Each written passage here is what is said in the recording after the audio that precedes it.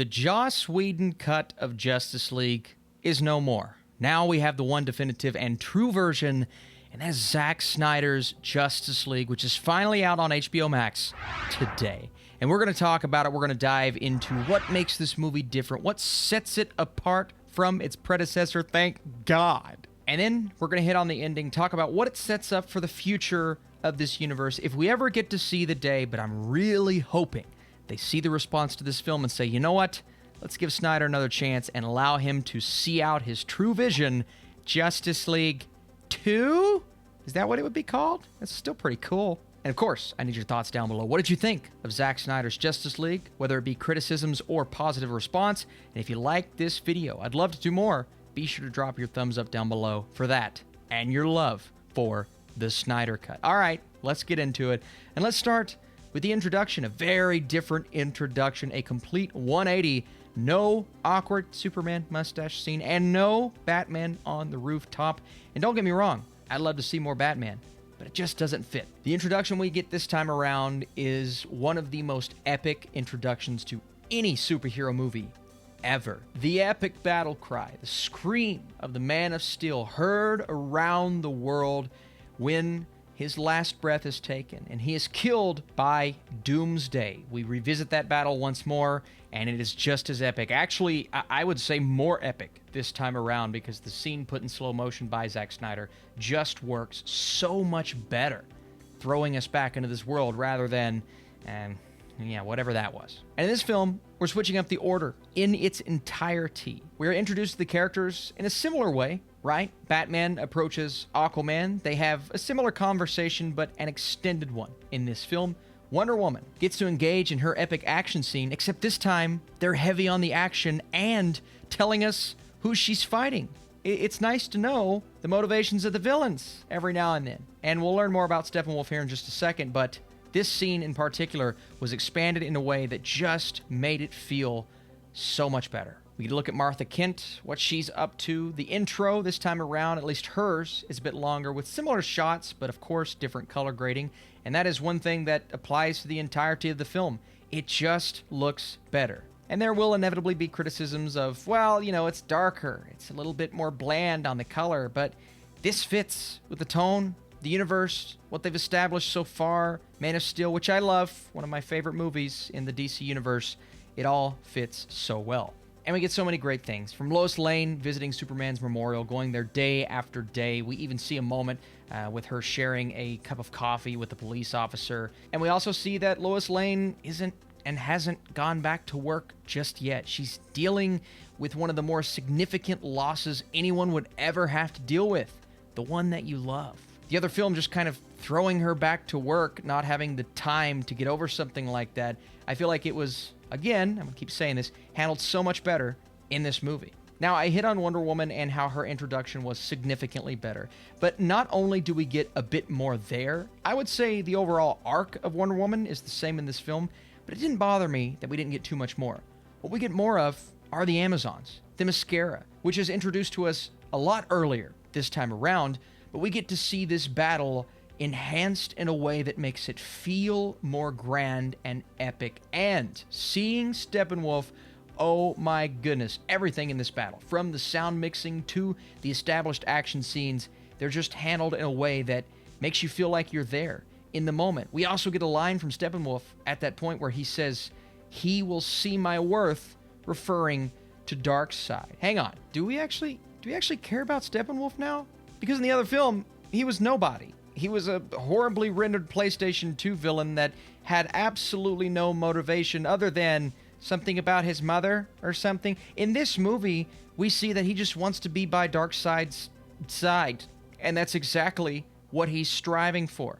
And sure, it's going to be a lofty mission to get there, but he's willing to do whatever it takes. My favorite moment of the film, just to skip forward a little bit, is when he becomes vulnerable and strips down his armor when speaking to Darkseid for the first time in a long time. And that shows me who, what, why, all of those things of Steppenwolf. And I actually cared a lot more. Sure, we get 45 minutes more, but it was amazing. Now, in the first film, we get Cyborg at the 20-minute mark. In the second movie, there are so many things happening. We don't see Cyborg until the 40-minute mark in the film. And I was starting to question, oh no, are we not going to get enough Cyborg again?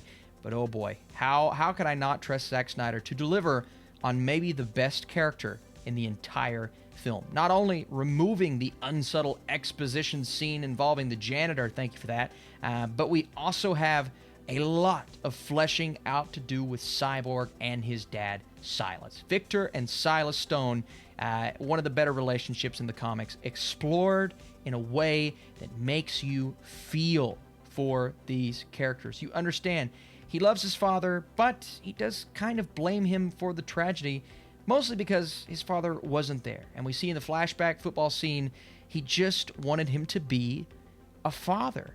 And he blames him slightly because he has no one else to blame for the death of his mother. But there's still that care, that subtle care there for the one that is still trying to make things right to this day.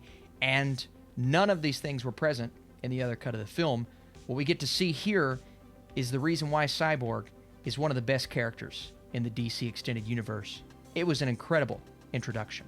Oh, we also get to see what Star Labs is, and one very important character that we're going to hit on again here in just a little bit. But let's get back to, oh, hey, Aquaman. Well, we had his introduction with Bruce Wayne, but now we get Willem Dafoe's character.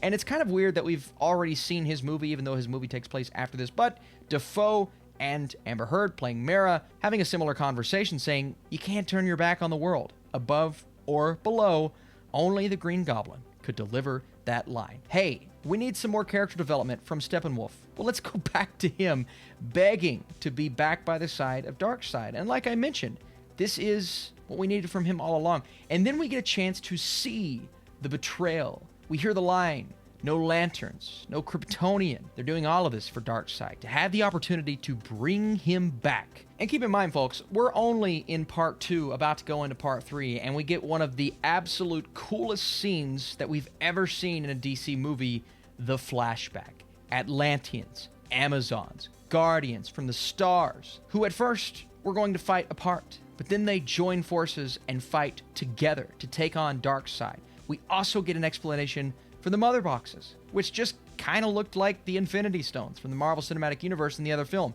They're very much not that. Now, MacGuffin-wise, they are kind of that, but they serve a very different purpose here. And the explanation, even though some will see it as exposition, is very much needed for us to understand the mission of the heroes later on in the movie. And we get to see this battle play. Oh my God, is that Green Lantern? And he's dead. The ring flies off. What an incredible battle scene this was. Some of the most Lord of the Rings-esque things I've ever seen in a superhero movie. Part 3 opens up. We finally get our introduction, our true introduction to Barry Allen. And barring him grabbing the hot dog and putting it in his pocket, everything about the scene is outstanding. Seeing how the Flash operates, the start of his relationship with Iris, and just getting an idea of what his personality is, works extremely well. And just another addition to this speedster, hopefully starting, at least, to change the minds of those that may not be all that confident in a Flash point. Hey, Steppenwolf again. So much Steppenwolf. I love it. And the detail of this movie, down to his little mind-controlling spider that wasn't even present in the other film. It's just the idea of cutting these things. Such travesty. And now what was the first time seeing the Flash in the other version of the movie, taking out the random scene that doesn't belong, we get to see him visiting his father, played by Billy Crudup, and their conversation is much more fleshed out and interesting. Also, Bruce and Barry's interaction. Similar, a few similar things in this film, but much different because of the score, the less blockbustery feel to it, much more of an emotional conversation. And I do want to say that I had a huge issue with his Batman in the other version of the film because it just felt like a hard cut into this version of the character. There was no transition after Batman v Superman. It's like his mindset went from point A to point B without us seeing the in-between. In this film, we see the in-between. It's a slower transition, and we understand why he wants to do what he does, but he's not lashing out. He's not yelling at Wonder Woman for no reason. He is smarter than everyone else in the room, which he was not in the other film, because, well, he's Batman. And Ben Affleck is back in this movie. To the Batman that I thoroughly enjoyed him as in Batman v Superman, It is so nice to see. And after Steppenwolf causing mayhem in Atlantis and taking the next version of the Mother Box with a better conversation between Mera and Aquaman, we move into Part 4. And Part 4 brings us Commissioner Gordon. But not only do we go to Stryker's Island this time around, we actually get an explanation as to why we're going to this island. And this scene is played out in a much slower manner. And that's not a bad thing. We get to see so many moments that we didn't get to see in the other movie, from the saving of pedestrians to some lines that make much more sense. Now, the one line that I did miss in this version was "Save One," when Batman tells Barry that. It's not present here, but it's honestly something that we don't necessarily need because we see the team work together oh so well. Also, Aquaman coming in this time around was so much better. We get to see Barry and Cyborg helping others, Cyborg screaming and saving his father. What a beautiful moment. We cut right back to our villainous Steppenwolf, who is returning to the Mother Boxes. Now, this big, giant nuclear facility, there is one plot point that is missing in this movie, and that is the plot point of the little girl and the family. That just feels unnecessary. But the explanation here is so great because we talk about the anti-life equation, and Steppenwolf discovers that Earth is the world that fought back originally. Now, this was news to Darkseid, this was news to Steppenwolf, and this is when Darkseid actually appears, and when he takes his armor off and makes himself vulnerable. And at the 2-hour mark of this movie, they are finally arriving with the Mother Box. Now, this is the point in the film when we start to feel Superman's presence because the team realizes that they may have to bring him back to life once again. Hans Zimmer's score kicks in. Now, Hans Zimmer did not score this entire film. Junkie XL is the composer, and his score is epic. Some incredible themes weaving in and out the Wonder Woman and Man of Steel score. So I thought that was awesome. But realizing that they have to bring back Superman is a huge decision. And that's when we cut to Lois having an intimate conversation with Martha. But it turns out that was not Martha. That was Martian Manhunter in live action form. So Part 5 opens up with the team digging Superman out of his grave. Now, less quips this time around. We also get a scene between the Amazon and the Atlantean, Wonder Woman and Aquaman. And that's when we see Bruce with Alfred, and Alfred saying, "But why are you trying to bring him back? Is your guilt overcoming your reason?" And oh my goodness, so much dialogue that means a lot more than what we got in the other film, as well as a lot more to the actual Superman resurrection scene. We get to see Silas give Victor and the team the go-ahead because he now trusts his son. We also get an incredibly emotional moment where Silas sacrifices his life for his son, and the team has to deal with that. But they're also having to deal with the idea of bringing Superman back from the dead. And this time around, Batman doesn't go and get Lois Lane as a way to bring him back to reality. And they're just essentially relying on Superman to hopefully be in the right headspace when it comes time. But we also see something fairly unexpected. Wonder Woman dies. Darkseid is shooting his Omega beams. Cyborg sees a possible future where Green Lantern is dead, where Batman is eventually dead, and it looks like Superman killed all of them. And before he can say stop, Flash thinks he says go, and Flash, along with the Mother Box, brings Superman back from the dead. Now, there were added scenes to this moment from the picture of Pa Kent floating in the acid, just so many things that make a lot more sense here. And that's when we see a very similar scene to what we saw in the other film, a scene that I very much liked, and it's nice to see that was Snyder's work. They even kept in the moment where Superman's looking at Flash in slow motion. It was pretty cool. And of course, another moment that rights a wrong from the previous film when Superman essentially should have killed Batman and throws him as hard as he can. In this movie, we had the explanation of the gauntlets and how they could essentially soak in the energy. So we see our team recover from the battle, and someone is coming for the Mother Box. Now, Clark doesn't remember anything, but he actually gets some time to spend with Lois. We see some locations and some moments from A Man of Steel, whether it be the swing or just the idea of who Clark was. And while he's getting his memory back, Batman takes the team into the Batcave and gives a great speech. So while Martha gets to see her son one more time, and we see that Batman has his memory back, and that's when he goes in to to talk to Alfred. Bruce speaks to Alfred not only about his premonition from the previous film about Barry Allen, but he tells Alfred to have some faith. And that's when our team discusses what their plan is going to be. Instead of just, going in and doing things that don't make any sense, we have a plan this time around.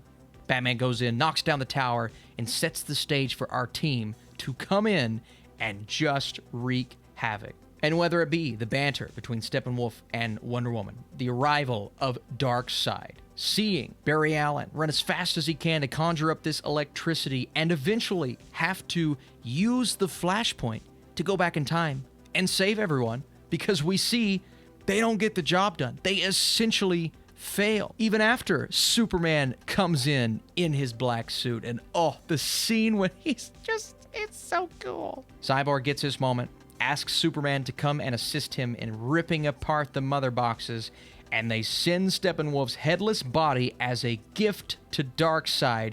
And while Darkseid is looking at them through the portal, essentially, they're saying, bring it on. The League is standing there gloriously, and Darkseid says, ready the Armada. So with a final look at our characters, we move into the epilogue.